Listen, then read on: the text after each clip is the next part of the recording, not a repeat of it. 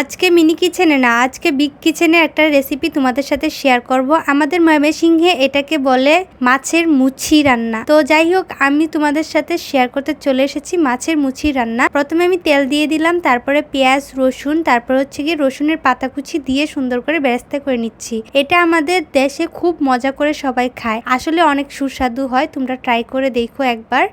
তো তারপরে সুন্দর করে বেরেস্তা করার পরে আমি এটাতে পানি দিয়ে দিলাম। পানি দেওয়ার পরে সুন্দর করে নেড়ে চেড়ে তারপরে একের পর এক মশলা দিয়ে দিব।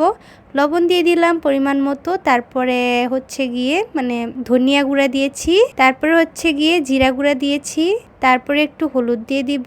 তো যাই হোক, আমি কখনো মাপ দিয়ে মশলা দিই না, আমি সবসময় আন্দাজে দেই, তো আমার মার মতো। তারপর হচ্ছে গিয়ে এখানে মরিচ গুঁড়া দিয়ে দিলাম, তারপরে এটাকে সুন্দর করে কষায় নিব। যত সুন্দর করে কষানো যাবে ততই মজা হবে।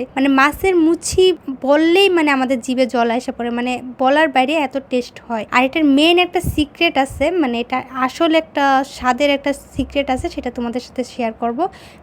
আসল টেস্ট কোথায় থেকে আসে সেটাই তোমাদের সাথে শেয়ার করব। তো আমি পরে মাছগুলো দিয়ে দিলাম। মাছগুলোকে সুন্দর করে কষাবো। মাছটাকে যত বেশি কষানো হবে তত টেস্টি হবে। আমরা চেষ্টা করব মাছটাতে যেন কষানোতেই যেন মাছটাকে আমরা সিদ্ধ করে নিতে পারি, এইভাবে কষাবো। আসলে আমার মিনি কিচেনে রান্না করতে খুব অসুবিধা হয়, আর লং টাইম রান্না করা খুবই কঠিন, এবং লম্বা ভিডিও দেওয়াও যায় না, রান্নাটা ফুল দেওয়া যায় না। যেহেতু ছোট্ট চুলায় রান্না করি, ছোট্ট পাতিলে রান্না করি, খুবই ঝামেলা হয়। তো সেজন্য আমি একটা ভালো একটা রেসিপি দেওয়ার জন্য আমি বড় কিচেনে আসছি, বিগ কিচেনে আসছি, তোমাদের সাথে শেয়ার করছি।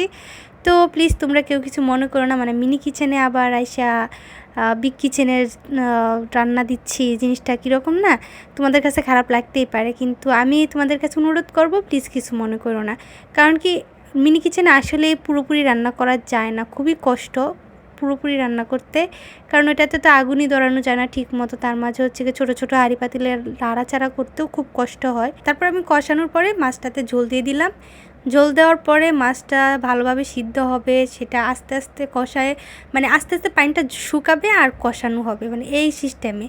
এই হচ্ছে গিয়ে আমি পরে দিয়ে দিলাম কাঁচামরিচ। আর মেন সিক্রেট জিনিসটা তোমাদের সাথে এখনই শেয়ার করে ফেলবো। দেখাই, এই যে হচ্ছে গিয়ে লেবু পাতাটা দেওয়ার পরে মুচির একটা সুন্দর ঘ্রাণ আসে, প্লাস এটা দিয়েই মেন টেস্টটা হয়। তোমরা অবশ্যই লেবু পাতা দিবা, নইলে কিন্তু এটার আসল টেস্ট তোমরা পাবা না।